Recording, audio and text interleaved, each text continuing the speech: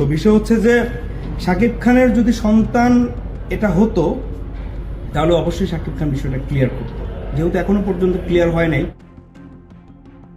বুবলির দ্বিতীয় সন্তানকে শাকিব খানের নামে ট্যাগ করা হলেও সত্যিকার অর্থে এই সন্তান শাকিবের রক্তের নয়। অন্য কারো সন্তানকে জোর করে শাকিবের নামে চালিয়ে দিচ্ছেন শবনম বুবলি। এবার ঠিক এমনই এক চাঞ্চল্যকর ও বিস্ফোরক দাবি করেছেন অপু বিশ্বাসের ব্যক্তিগত অ্যাসিস্ট্যান্ট জাহিদ ইসলাম।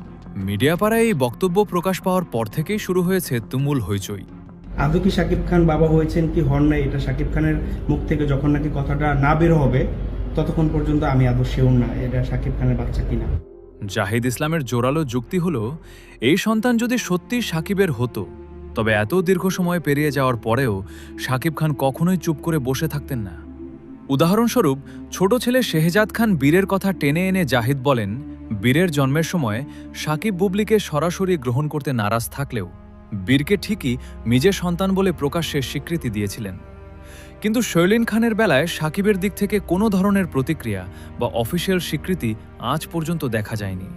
যেমন বীর, উনি সবসময় বলে এসেছে যে বীর আমার সন্তান। জাহিদের এই স্পষ্ট দাবি অনুযায়ী এই কন্যা সন্তান যদি সত্যিই শাকিবের হতো তবে এতদিন ধরে নিজের নাম ও স্বীকৃতি থেকে নিজেকে আড়ালে রাখতেন না সুপারস্টার শাকিব খান। শাকিবের মতো একজন তারকা কি কখনো নিজের রক্তকে এভাবে অচেনা করে রাখতে পারেন? এই প্রশ্নটাই এখন ঘুরপাক খাচ্ছে সবার মনে। বুবলিকে ঘিরে ওঠা এই নতুন গুঞ্জন কি তবে ঢাকাই সিনেমার নতুন কোনো বড় ঝড়ের পূর্বাভাস দিচ্ছে?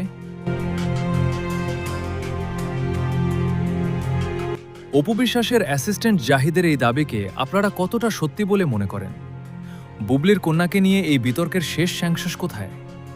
বুবলি কি পারবেন সন্তান ও নিজের পরিপূর্ণ মর্যাদা আদায় করতে? জানিয়ে দিন কমেন্ট বক্সে।